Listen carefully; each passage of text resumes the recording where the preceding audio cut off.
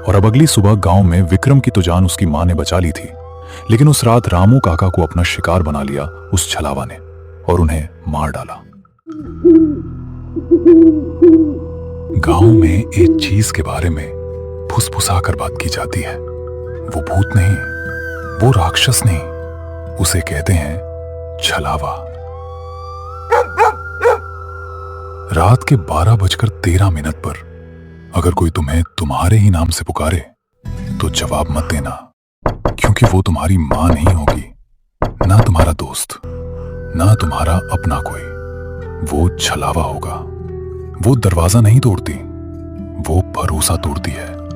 वो बाहर खड़ी नहीं होती, वो पहले तुम्हारे अंदर डर पैदा करती है, और जब तुम यकीन दिलाती हैं कि आवाज असली है, और तब तक बहुत देर हो जाती है। विक्रम 25 साल का और उसकी मां बूढ़ी लेकिन अनुभव वाली।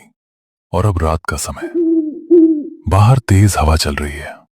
बाहर अमावस की काली रात। मां तेल का दिया जला रही हैं और तभी मां कहती हैं, आज अमावस है, आज जल्दी सो जाना, और चाहे जो भी आवाज आए दरवाजा मत खोलना। माँ, ये 2026 है। अब कौन भूत प्रेत? अब लोग भूतों से नहीं, मोबाइल की बैटरी से डरते हैं। ये सब पुरानी कहानियां हैं। असल जिंदगी में कुछ नहीं होता। अगर कुछ होता भी है तो वो बस दिमाग का वहम होता है। डर अब सिर्फ फिल्मों में अच्छा लगता है, असल में नहीं। साल बदलते हैं बेटा, पर परछाइयां नहीं बदलती। और जो अंधेरे में रहता है उसे कैलेंडर की जरूरत नहीं होती। वो बस इंतजार करता है किसी एक लापरवाह रात का, जब घर के अंदर से ही कोई दरवाजा खोल दे, और फिर वो कभी वापस नहीं जाता। और अब रात गहरी हो चुकी थी। घड़ी खुद ब खुद रुक जाती है। 12:13 पर अचानक बाहर से आवाज आती है, विक्रम, दरवाजा खोल, मैं तेरा दोस्त सोनू हूं। यार जल्दी कर, कोई मेरे पीछे खड़ा है। वो मेरी आवाज में हंस रहा है और कह रहा है कि अगला नंबर तेरा है। और अब वो आवाज सुनकर दोनों की आंख खुल जाती है। इतनी रात को सोनू की आवाज, मुझे देखना होगा। नहीं बेटा, दरवाजा मत खोलना, ये गलती मत करना। ये कोई तुम्हारा दोस्त सोनू नहीं है, बल्कि ये छलावा है। घड़ी में देखो बेटा, समय क्या हो रहा है? 12:13। इस समय पर तुम्हारा दोस्त क्या करने आएगा? भूल कर भी दरवाजा मत खोलना, वरना तुम उसका शिकार बन जाओगे। और इस तरीके से विक्रम की जान उस दिन उसकी मां ने बचा ली। लेकिन देखना यह है कि आगे भी उसकी मां इसी तरीके से उसकी जान बचा पाएगी या नहीं।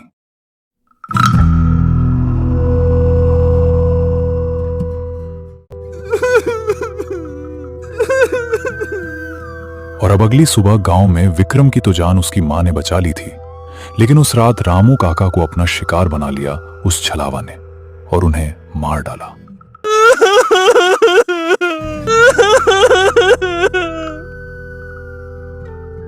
और अब उधर विक्रम की मां किसी से फोन पर बात कर रही होती है और काफी ज्यादा परेशान दिखाई देती है।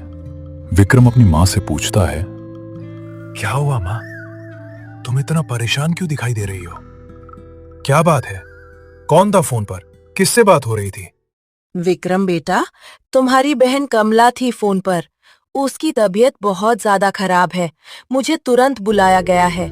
लेकिन मैं तुम्हें अकेला छोड़कर जाना नहीं चाहती हूँ, क्योंकि तुम्हें पता है गांव में छलावे का कहर चल रहा है, और ऐसे में मैं तुम्हें अकेला छोड़कर नहीं जा सकती हूँ।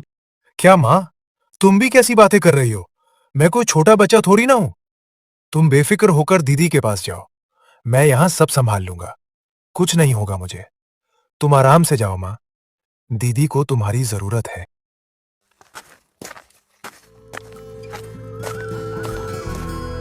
और अब विक्रम उधर अपनी मां को बस स्टैंड पर छोड़ने के लिए जाता है। और अब गांव की अगली रात, वही समय 12:13। और इस बार विक्रम घर में अकेला था, क्योंकि उसकी मां भी अब उसके साथ में नहीं थी, कि तभी विक्रम को आज फिर एक आवाज आई। लेकिन इस बार आवाज उसकी दोस्त की नहीं थी, उसकी माँ की थी। विक्रम बेटा, दरवाजा खोल जल्दी से, मैं तेरी माँ हूँ।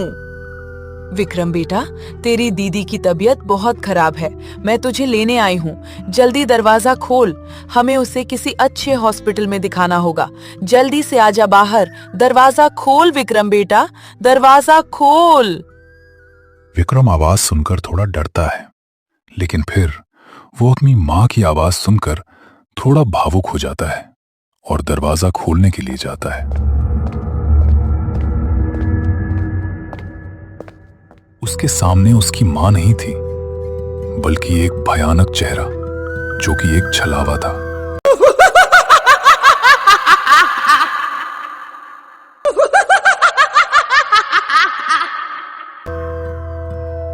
विक्रम उसे देखकर पसीना पसीना हो जाता है और फिर उस रात विक्रम की सिर्फ चीखें सुनाई दी।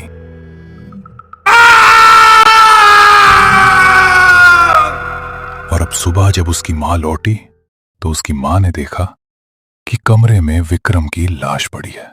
विक्रम की लाश को देखकर वो बहुत ज्यादा दुखी हो जाती है और रोने लगती है। विक्रम की मां ने उसे बहुत समझाया, लेकिन उसकी थोड़ी सी लापरवाही ने उसकी जान ले ली। तो दोस्तों, हम इस कहानी से सीखते हैं कि हमें बड़ों की बात मान लेना चाहिए, और अगर तुम्हें कोई रात में अपनों की आवाज में बुलाए तो जल्दी से दरवाजा नहीं खोलना चाहिए। क्या पता वो तुम्हारा अपना नहीं बल्कि एक छलावा हो।